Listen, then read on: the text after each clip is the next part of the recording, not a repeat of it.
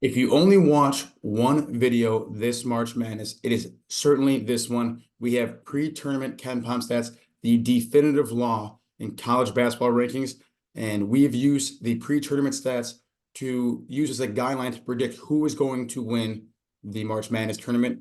Based on historical data, only a handful of teams this year can win the college basketball March Madness tournament, and we're going to go through each and every one and show you the selection criteria. Looking at four different metrics, we can narrow down what the possible teams are going to be to win this tournament, Sliwa. The first one we'll look at is adjustment margin ranking, which is really just the Kenpom ranking itself, adjusted offensive ranking, adjusted defensive ranking, and strength of schedule. This is how the current landscape is as of Selection Sunday. And the first one, like we said, we talked about adjusted margin efficiency, which is how Kenpom ranks 13. You can see the only two teams in the top with a plus 30 are Connecticut, Houston, with a lot of great teams falling right behind them. Over the life of Kenpom, the average March Madness champion has had a ranking of in the top three. That's also the medium. Obviously, the minimum ranking is one. The best team wins the March Madness tournament often, but no team has ever ranked outside of the top 25 pre-tournament Kenpom stats and won the March Madness tournament. So all the teams you're looking at right here, you should not consider any other team outside of this list to win the tournament. I think that gets pretty obvious. What gets to be more nuanced is when you look at adjusted offensive efficiency, defense, and strength of schedule. For offense, the teams average right around the 6 or 7 best offense in the country, with the best team, obviously, in some prior period being the best offensive team in the country. And then the worst offensive ranking any team has ever had pre-tournament is 37th.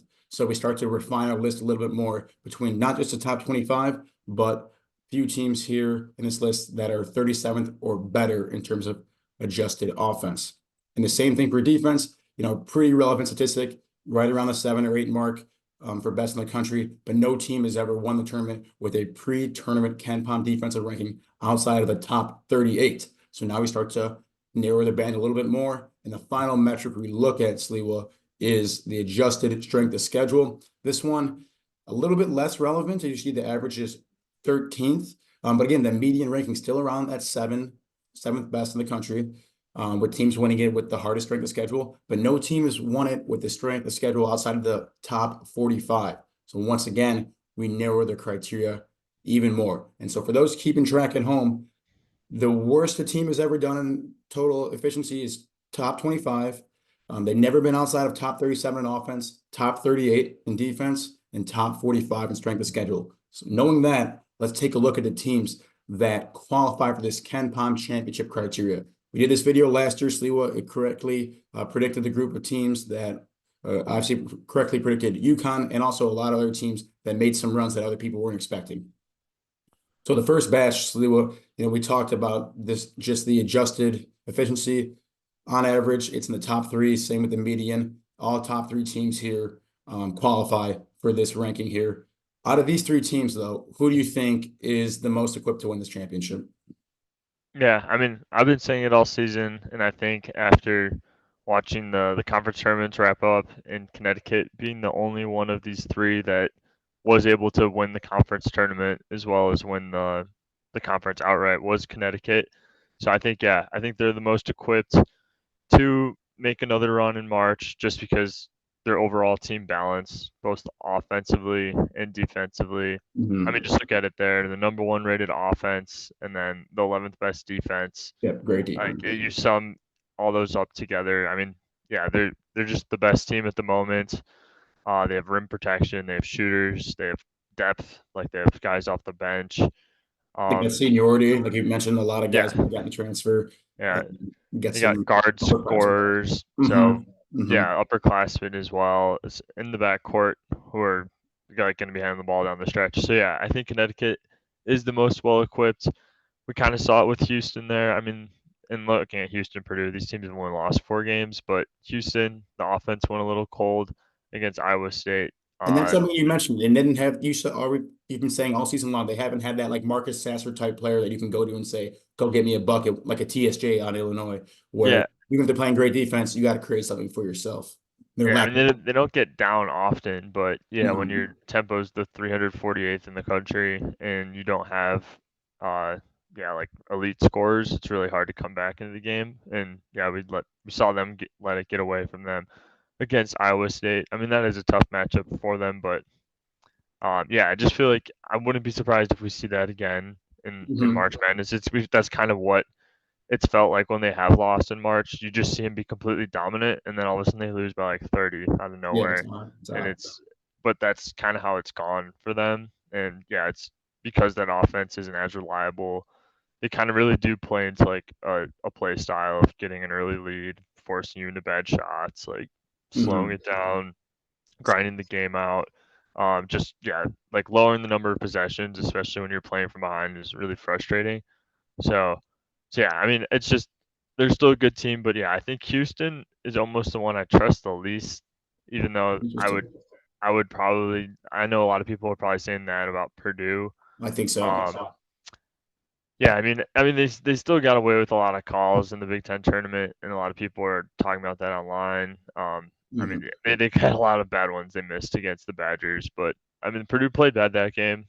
They deserved to lose, but I still think this team has a lot more potential than Houston just because of the size of Edie. And like, if these guys are hitting shots, like I think they could beat anyone. I think they could beat Connecticut. So, yeah, Um, if their 3-point shooting is on and Zach Edey does what he's supposed to, this team is up there with UConn in terms of they can hang with anyone. Now, UConn certainly has got a higher ceiling than Purdue, but when Purdue's firing on all cylinders, they're a scary team. yeah, and I would say Houston has a higher floor. Like, I don't think Houston's gonna lose in the first round, whereas maybe Purdue could again. Not that I think it's gonna happen, No, not at all. but yeah, I think Purdue has a higher ceiling. I just think like when their guys are on, they are a better team. But yeah, Houston, you're going to get it more consistently. It's just yeah, their offense scares me, especially because in the tournament you got to beat a good team 6 games in a row. You're probably going to run into somebody who's going to get really hot eventually, and if you can't score, like their offense says is they're 17th, but I know a lot of that comes from how good their defense is. Hmm. Like they're creating good possessions, like or like just a lot of fast breaks, steals, easy shots. But I just like when they have to create their own shot, it's not the most prettiest offense for the most part. So yeah, I think that's why I'm a little bit lower on them. But you can make your case for Purdue or You know, they all Houston. I qualify. just yeah. Yeah. If you made me pick one team though, I mean it's been Connecticut for me pretty much the whole season. Hmm. And like we said, these three teams, they all qualify, so they all could win according to the Kenpom criteria. We actually skip Auburn and Iowa State, two of the top five teams that if you prescribe to this logic, they cannot win the championship. And no team, how about this? They can win the championship, but no team like Auburn or Iowa State has ever won the championship in a Ken Palm era. For Auburn, they don't qualify with their strength of schedule, although their conference win was impressive. Yeah, they didn't face the best teams in that conference with how things shook out, and their strength of schedule was not benefit from that. And the Iowa State their offense, while played well against Houston, but historically this season, they didn't make it there. So we skipped those two teams. Arizona matches this criteria with a pretty solid balance of offense and defense there in a good strength of schedule, as well as Tennessee, whose offense has actually been slipping a little bit in the Ken Palm rankings, but that defense and strength of schedule certainly speak for themselves. Any notes on either or both Arizona and Tennessee? Yeah, I mean this one it's no surprise. I mean, this is we're going off of our criteria here, but yeah, if we had said Auburn and Iowa State according to our criteria weren't teams that could win, and Arizona and Tennessee, after seeing both of these lose, like in that first game of the conference tournament, Yeah, yeah. uh, like yeah, it's hard for me to trust either of them. I mean, Tennessee I've liked a lot. I just kind of endorsed them a week or two ago, but they've Hmm. lost. They've been 10-point favorites in their last 2 games, and they've lost pretty badly in both of them. That's just the offense is kind of worse than I thought it could be. I mean, I know Connect's a really good player, but when he's the only one that could score, it is pretty one dimensional, and that's kind of what we're seeing. I mean, the other guys aren't really great shooters, so I think teams are kind of keying in on Connect and figuring out how to slow them down. I still Hmm. think Arizona actually though can make a run. I'm not as I know I'm like a little bit afraid of them being in the Pac-12 and everything, but I don't like they lost to Oregon. Oregon just ran and won the whole tournament. I think Arizona could still make a pretty deep run in March, and maybe now you get a good buy low on them because people are like, oh, they I think lost so. first round, like not don't want to take them. Tennessee scares me more because they've just been getting killed the last two games in games that they were supposed to win. Whereas Arizona, I feel like they just got caught a little back-footed on that Oregon game. Yeah, And yeah, sometimes you go up I against just a think they're hot more, team. yeah, they're just more dimensional. Like Caleb Love, who won Pac-12 Player of the Year. They got Jaden Bradley, he's the transfer from Bama, who's coming off the bench for them. Like Kylan Boswell, like they got a lot of scorers or guys who can get you a bucket, and honestly, maybe even a little bit more size with Umar Ballo. So yeah, I think Arizona can make a real run. Just I see them as more of a complete team than Tennessee at least for sure. No, I'm with you there. We skip Duke, and I'll show you all the final teams. So we talked about five of them. North Carolina's in. Creighton and Marquette round out this group of teams that, according to historical trends and just the history of Kenpom and the NCAA tournament, these are the teams that can win. Now, if any of these other teams on this list win, it would be record breaking and it would be unprecedented. So that's the list here. We skip Duke, Illinois. Everyone knows about their bad defense, but you get teams like North Carolina, Creighton, and Marquette here. So a lot of Big East representation. We're only talking about 8 teams, 3 of them being from the Big East. That certainly speaks to why these teams have a slightly higher strength of schedule, but only 8 possible teams here. What we're looking at last year, we said 7 teams. One of those was UConn at one. This year, we're saying 8 teams. Again, UConn being one of them, but a new cast of characters this year. Out of the 3 schools that we just popped up here, UNC, Creighton, and Marquette, which one do you like the most? And I think I know what you're going to say, but go ahead. Yeah, I mean, they didn't look good last night, but I would still have to go with North Carolina. They have the best defense here, and I mean, if you watch the game, they did they had no answer for DJ Burns, Mhm. the 200 like 80-pound post on NC State. He just backed down every single play and either had a layup. Like they didn't bring any help over. Uh, it was kind of wild watching him take over. It just felt like it was just another one of those games like NC State was like after the run they had been on, they were gonna like finish out and win the tournament. So I'm not like super down. North Carolina looked really bad down the stretch, but yeah, I don't know. I don't think of them crazy different after that game. I think they just didn't play super well in the championship game. But yeah, I mean, I like to rely on that team with you got a couple upperclassmen, one being the point guard, which is one of the most important positions, and then the other one with Baycott, the like all-time leading rebounder in the program, Mhm. the top 10 defense. Like, I mean, they just have a lot of things that you're kind of looking for in a team to make a run. Uh, yeah, I just think that might be another one that maybe people are for some reason scared about after the loss. But I mean, most of these teams did lose too. Like Duke lost Yeah, yeah. early in the tournament. Uh, I'm just always a little bit down on Marquette. I think like I just have never been fully sold on them. I mean, and then with them too, you need to figure out if Kolek's gonna end up playing. I feel like I don't know how he won't, but he missed the whole Big East tournament, and I mean they still made the semis. But if he doesn't play in March, like they could maybe even lose in the first round or something like And that. not only if he doesn't play, if he does play, but he's not at 100% either. And that's a big Right. thing too. Yeah. No. Yeah. Yeah. Absolutely. Like I think the rest of their team stepped up pretty big. And it like almost helped their rating out because they still made the championship game without him. But yeah, I just don't think their ceiling is quite there without him. Creighton is frustrating. I mean, it's tough because between like Creighton, Arizona, Tennessee, these are teams that I thought were like real contenders. Thought were going to play pretty well in their conference tournament, and they all lost in the first game. So I saw another stat where the teams that lost their first conference game have not won the national title, Really? which is also, I mean, something that could easily change. Big deal. But yeah, like Creighton's another one that I thought who could be a sneaky, like especially if you're looking for like a 3-4 seed that like I think they're probably the strongest team that's this far down on the list as far as like what you're looking Mhm. for, like rim protector, a lot of scorers, um, like yeah, balance offense and defensively, tough schedule, like they have everything. But yeah, they just they're inconsistent. They don't like come to play enough. But like when you're just looking at the teams on the paper, I do think they're like a lot better than Marquette, for example, for like two teams that you would say are basically even.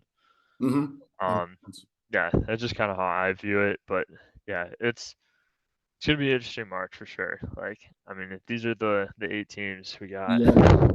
And just because you're not on that list doesn't mean you can't make it to the championship, can't make a great run in March. Here are some teams that are just outside of that criteria that certainly I have no doubt can make runs this March, but just they don't fit in that criteria. And that's Auburn and Iowa State. To no surprise for a lot of people, they just missed out. Duke. I have a feeling a lot of people are pretty high on them. And I'm sure, Sliwa, there are people watching this video saying Duke's had a great offense and a great defense. I'm not going to not pick them just because their strength of schedule. But Right. I think, I'm going to stick with the Kenpom history. And, we talk about it every video. Like teams that are battle tested do better in March.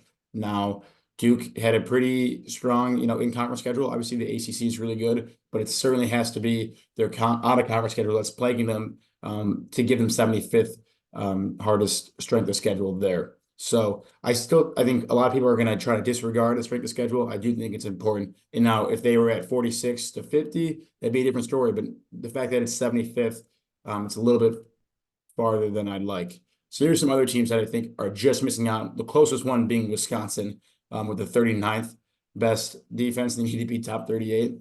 That's definitely splitting hairs, but that's the criteria. And this is the worst case scenario. Like we said, the average defensive ranking for these teams is 7. So 39 is a far way away. It's just close to being at the absolute cutoff here.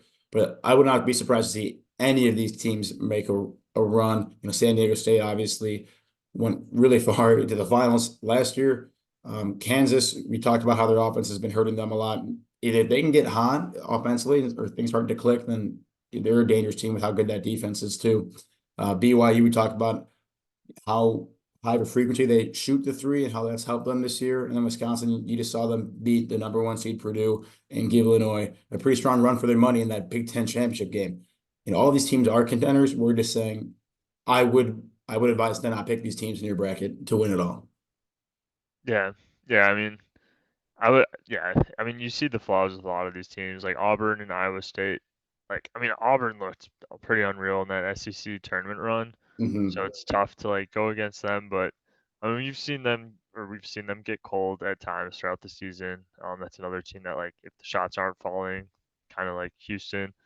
And I mean, that could really be the case for anyone. But like, I do question if they have as reliable scorers, even though they do have the 10th rated offense. Like, they play fast, they play tough defense and like platoon style, as we've talked about. Mm-hmm. But Iowa State too, with the number 1 overall defense, passing up Houston's Yep. crazy. Like, that's just another brutally like strong defense. So I mean, it's tough to leave some of these teams out. But yeah, like another one, like they might get cold.